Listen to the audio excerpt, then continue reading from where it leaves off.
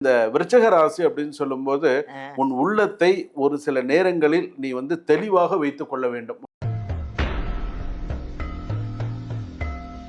2வது பார்த்தீங்க அப்படின்னு சொன்னா, எதுல அதிக கெடுதல் அப்படின்னு சொன்னா, உறவு, பண விஷயம், நம்பிக்கை.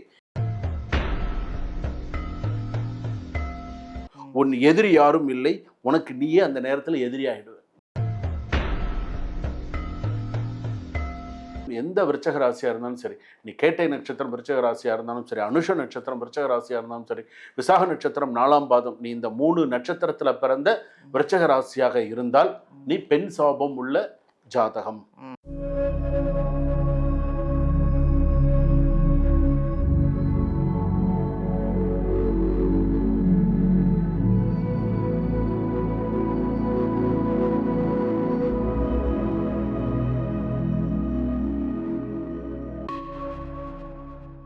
வணக்கம். ஜனனி ஜன்ம சௌக்கியானாம் வர்தனி குல சம்பதாம் பதவி பூர்வ புண்ணியானாம் லிக்யதே ஜன்ம பத்ரிகா ஆதித்யாயச்ச சோமாய மங்களாய புதாயச்ச குரு சுக்கர சனிபியஸ்ச ராகவே கேதவே நமஹா. கஜானனம் பூதகணாதி செவிதம் கபித்த ஜம்போ பலசார பக்ஷிதம் உமாசுதம் சோக விநாச காரணம் நமாமி விக்னேஸ்வர பாதபங்கஜம். மகா கணபதி துணை கொண்டு நான் உங்கள் டாக்டர் வி ராஜ்குமார் சிவாச்சாரியார் பேசுகிறேன். அனைவரும் எப்படி இருக்கீங்க? நலமா இருப்பீங்க நம்புறேன். இந்த பராபவ வருஷம் நாம் பார்க்கக்கூடிய தலைப்பு பார்த்தீங்கன்னா தலைமேல் கத்தி. இது மிக முக்கியமான ஒரு பதிவு. 27 நட்சத்திரம், 12 ராசி, 12 லக்னம், நம்மளுடைய 9 கிரகம், இதெல்லாம் தான் நம்மளுடைய அன்றாட வாழ்க்கையை, அதாவது ஒவ்வொரு நாளும் நமக்கு ஒவ்வொரு கிரகத்துடைய ஆதிக்கத்தில் தான் ஒவ்வொரு நாளும் நமக்கு போகிறது. இப்போது இன்னைக்கு புதன்கிழமை அப்படின்னு சொன்னால் எந்த கிரகத்துடைய ஆதிக்கத்தில் நம்ம இன்னைக்கு இருக்கோம் அப்படின்னு சொன்னால் புத பகவானுடைய ஆதிக்கத்தில் தான் இன்னைக்கு நாள் முழுக்க நம்ம இருப்போம். இப்போ நாளைக்கு வியாழக்கிழமைனா யாருடைய ஆதிக்கம்? குரு பகவானுடைய ஆதிக்கம். அந்த மாதிரி ஒவ்வொரு நாளும் காலையில் சூரிய உதயத்திலேருந்து சூரிய அஸ்தமனம் வரைக்கும் அந்த கிரகங்களுடைய ஆதிக்கத்தில் தான் நம்ம இருக்கோம். அப்போ அந்த ஆதிக்கத்தில் நம்ம இருக்கும்போது அன்றாடம் வாழ்க்கையில் ஒவ்வொருத்தரும் ஒவ்வொரு விஷயத்தில் இருப்பாங்க. வேலையில் இருக்கிறவங்க இருக்காங்க, ஹவுஸ் ஒய்ஃபாக இருக்கிறவங்க இருப்பாங்க, வெளிநாட்டில் வேலை செய்கிறவங்க இருப்பாங்க, இப்படி நிறைய பேர்லாம் இருப்பாங்க. அப்போ அவங்க தலைமேல் கத்தி. என்ன தலைமேல் கத்தி? இந்த பராபவ வருஷம் நமக்கு என்ன சொல்ல வருது, இதனால நமக்கு என்ன சொல்யூஷன்ஸு, எந்த கோவிலுக்கு கண்டிப்பாக போகணும்.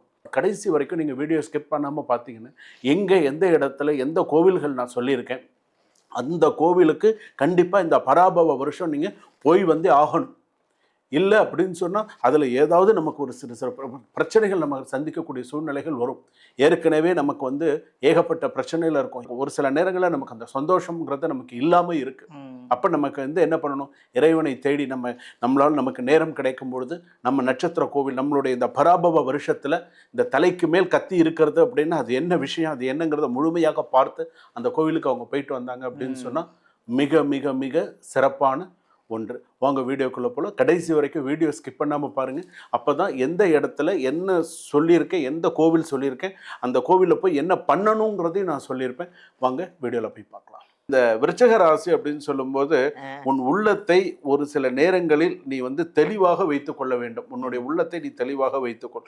அதாவது எப்படின்னு கேட்டால், நீ வெளியில் அமைதி, உள்ளே புயல், அந்த மாதிரி இருக்கு. 2வது கோபம் பிளஸ் பழி வாங்கும் குணம் அதிகமாக இருக்கு. கோபம் அதிகமா இருக்கு, பழி வாங்கக்கூடிய குணம் உனக்கு நிறைய இருக்கு. உள்ளே கோபத்தை வைத்துக் கொள்வது மன அழுத்தத்தை தரும். 1. பழி வாங்கும் எண்ணம் வாழ்க்கையை சிக்கலாக்கும். ஸோ 2வது உணர்ச்சியை மறைத்தல், ரொம்ப தேவையில்லாத பெரிய பிரச்சனைகள் வரும். அதே போல பார்த்தீங்கன்னா ரகசிய உறவு பிரச்சனை, பெரிய இழப்பு, ஓவர் திங்கிங், தன்னைத்தானே காயப்படுத்துதல், இது எல்லாமே விருச்சக ராசிக்கு உண்டு அப்படின்னு சொல்லியிருக்கு. 1. 2வது பார்த்தீங்க அப்படின்னு சொன்னால் எதில் அதிக கெடுதல் அப்படின்னு சொன்னால் உறவு, பண விஷயம், நம்பிக்கை, இதில் ரொம்ப இதாக இருக்குது. எதில் கவனம் செலுத்த வேண்டும் அப்படின்னு சொல்லும்போது மன்னிக்க கற்றுக்கொள். அதனால் மன்னிக்க கற்றுக்கொள். முதல் விஷயம், உன் மனதை திறந்து பேசு. மனசில் எதுவாக இருந்தாலும் ஓப்பனாக பேசுரு. இது நல்லதோ கெட்டதோ பேசுரு. Negative thoughts குறைச்சிக்கோ. இதெல்லாம் உன்னுடைய சில விஷயங்கள் நீ பண்ணிக்கோ. ஐப்பசி மாதம், அதாவது பராபவ வருஷத்தில் ஐப்பசி மாதம் நீ கவனமாக இருக்க வேண்டிய மாதம். அது அந்த ஐப்பசி மாதம் அப்படின்னு சொல்லும்போது ஆங்கில மாதம் நவம்பர் மாதம் வரும். ஸோ அந்த மாதத்தில் கவனமாக இருக்கும். அதில் தான் உனக்கு என்னென்ன அதிகமாக வரும்? மன அழுத்தம், உறவு சிக்கல், இழப்பு, அதிகமாக சில விஷயங்கள் இருக்கும். துக்க செய்தி அப்படிங்கிறது 3 துக்க செய்தியும், ராஜகோபம் 2ம் உனக்கு வரும். உன் எதிரி யாரும் இல்லை, உனக்கு நீயே அந்த நேரத்தில் எதிரி ஆகிடுவேன்.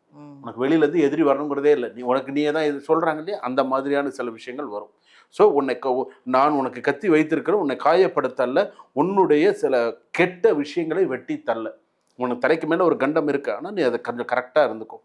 ரெண்டாவது, எப்போதுமே விருச்சக ராசி அப்படின்னு சொல்லும்பொழுது எந்த விருச்சக ராசியாக இருந்தாலும் சரி, நீ கேட்டை நட்சத்திரம் விருச்சக ராசியாக இருந்தாலும் சரி, அனுஷ நட்சத்திரம் விருச்சக ராசியாக இருந்தாலும் சரி, விசாக நட்சத்திரம் 4ஆம் பாதம், நீ இந்த 3 நட்சத்திரத்தில் பிறந்த விருச்சக ராசியாக இருந்தால் நீ பெண் சாபம் உள்ள ஜாதகம்.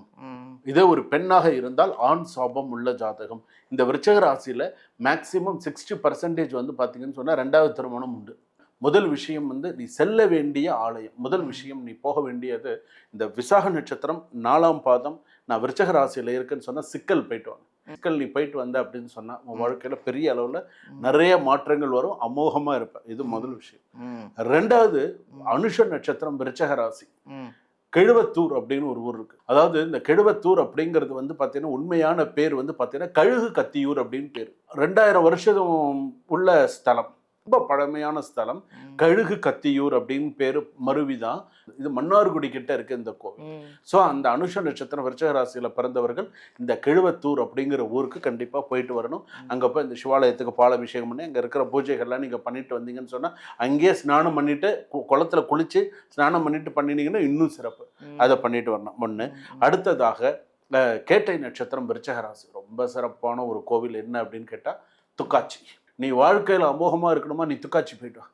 துக்காச்சி வாழ்க்கையில் உனக்கு அந்த கோவிலுக்கு போய் அந்த சிவாலயத்தில் போய் அந்த சிவனுக்கு பால் அபிஷேகமாக அந்த சிவனுக்கு ஒன்றால் முடிஞ்ச பூஜைகள்லாம் நீ செஞ்சுட்டு வந்த அப்படின்னு சொன்னால் உனக்கு அந்த துக்காச்சி ஊர் உனக்கு ஒரு பெரிய அளவு மாற்றத்தை தரக்கூடிய ஒரு ஊராக அமையும். ஒன்று சிங்காரவேலர் கோவில், இன்னொன்று வந்து கழுகு கத்தியூர் என்ற கெழுவத்தூர், 3வது கோவில் துக்காச்சி. இது நாச்சியார் கும்பகோணம் நாச்சியார் கோவில் பக்கத்தில் துக்காச்சிங்கிற கிராமத்தில் இருக்கக்கூடிய, அங்கே போனீங்கன்னா இன்னைக்கு ஒரு சித்தரை நடமாடும் சித்தரை நீங்கள் பார்க்கலாம். அந்த அளவுக்கு ரொம்ப பழமையான ஸ்தலம். அந்த மாதிரி ஒரு ஸ்தலம் நீங்கள் நமக்கு 234 ஸ்தலங்கள்லாம் நம்ம பார்க்குறோம். நிறைய கோவில்கள்லாம் துக்காச்சி மாதிரி ஒரு ஸ்தலம் நமக்கு கொடுப்பனை இருந்தால் நம்ம போயிட்டு வந்துடுவோம்.